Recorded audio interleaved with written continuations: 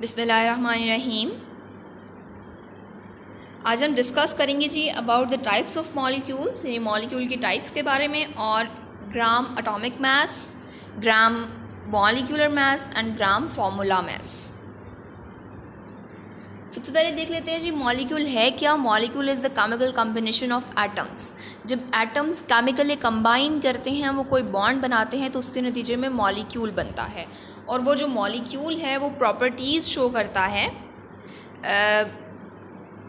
Substance की, ठीक है, and can exist independently. Molecule जो है वो इंडिपेंडेंटली एग्जिस्ट कर सकता है। कुछ एटम्स हैं जो इंडिपेंडेंटली एग्जिस्ट नहीं कर सकते, जिस तरह से हाइड्रोजन है, एटॉमिक फॉर्म में एग्जिस्ट नहीं करता, लेकिन हाइड्रोजन जब मॉलिक्यूल बना लेते हैं तो H2 गैस की फॉर्म में वो एग्जिस्ट करता है इंडिपेंडेंटली, ठीक है, यानी वो स्टेबल फॉर्म में एग्जिस्ट करता है। So molecule is a stable form and it is the chemical combination of atoms. Types हैं जी इनकी depending upon the number and the type of atoms. अगर हम बात करें depending upon the number of atoms कि कितने नंबर ऑफ एटम प्रेजेंट हैं मॉलिक्यूल में, तो उसके लिहाज से हमारे पास 4 टाइप्स हैं मेनली। मोनोएटॉमिक मॉलिक्यूल्स, यानी वो मॉलिक्यूल जिनमें एक एटम प्रेजेंट होगा। डायटॉमिक, जिनमें 2 एटम्स प्रेजेंट होंगे। ट्राइएटॉमिक मॉलिक्यूल्स, वो मॉलिक्यूल्स जिनमें 3 एटम्स कंबाइन करेंगे केमिकली। एंड पॉलीएटॉमिक, जिनमें मोर देन 3 एटम्स जो हैं वो कंबाइन करेंगे केमिकली और मॉलिक्यूल बनाएंगे। इसी तरह से दूसरी टाइप्स हैं हमारे पास depending upon the type of atom, यानी किस तरह के एटम्स कंबाइन कर रहे हैं। सो अगर एक तरह के एटम्स कंबाइन करेंगे, फॉर एग्जांपल हाइड्रोजन ने हाइड्रोजन के साथ कंबाइन कर लिया, क्लोरीन ने क्लोरीन के साथ कंबाइन कर लिया, इसी तरह से जो है वो फॉस्फोरस ने फॉस्फोरस के साथ केमिकली कंबाइन कर लिया। सो उस केस में हमारे पास होमोटॉमिक मॉलिक्यूल्स बनेंगे। अगर एक ही तरह के एटम्स केमिकली कंबाइन करेंगे, एक ही तरह के एटम्स मॉलिक्यूल बनाएंगे। लेकिन अगर डिफरेंट तरह के एटम्स बनाएंगे मॉलिक्यूल्स, तो उसको हम कहेंगे जी ये हैं हेट्रोएटॉमिक मॉलिक्यूल्स। ये आपको थोड़ा सा ओवरव्यू एक मिल गया टाइप्स ऑफ मॉलिक्यूल का, depending upon the number of atoms and depending upon the type of atoms. अब हम इनकी फर्दर डिटेल और एग्जांपल्स देख लेते हैं। एग्जांपल्स बड़ी इंपॉर्टेंट है। अच्छा, याद रखिएगा types of molecule long question है। So a molecule consisting of only 1 atom, जिसमें सिर्फ एक एटम होगा, वो मोनोटॉमिक मॉलिक्यूल है। अब ये मॉलिक्यूल होगा तो ये इंडिपेंडेंटली एग्जिस्ट भी करेगा, यानी इसमें वो वाले मॉलिक्यूल्स आएंगे जो एक एटम है और वो इंडिपेंडेंटली एग्जिस्ट भी करते हैं और वो स्टेबल भी हैं। यानी हम मेनली इनमें नोबल गैसेस का जिक्र करते हैं जो कि एटॉमिक फॉर्म में स्टेबल हैं, यानी ये मोनोटॉमिक मॉलिक्यूल्स हैं जिनको स्टेबल होने के लिए किसी दूसरे एटम के साथ कंबाइन करने की ज़रूरत नहीं है।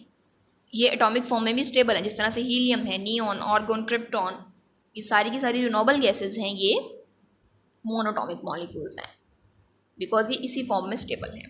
एग्जाम्पल भी यहाँ पर इनर्ट गैसेस की दी हुई है। इनर्ट गैसेस का मतलब जो रिएक्ट नहीं करती या जो नोबल गैसेस हैं। हीलियम, नियॉन और आर्गॉन की एग्जाम्पल दी हुई है आपकी बुक पे।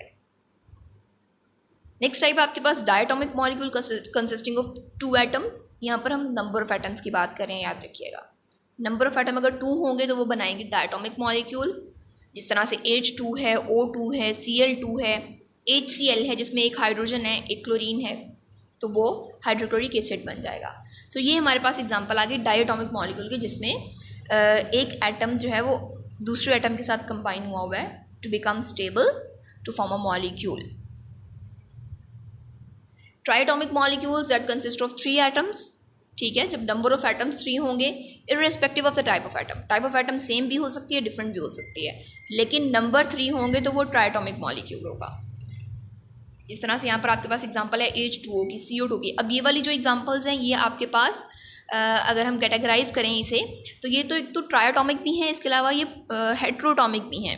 हेट्रोटॉमिक क्यों है? Because they are consisting of different type of atoms.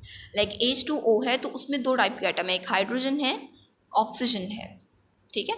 लेकिन अगर हम नंबर काउंट करें तो वो 3 हैं, 2 हाइड्रोजन के, एक ऑक्सीजन का।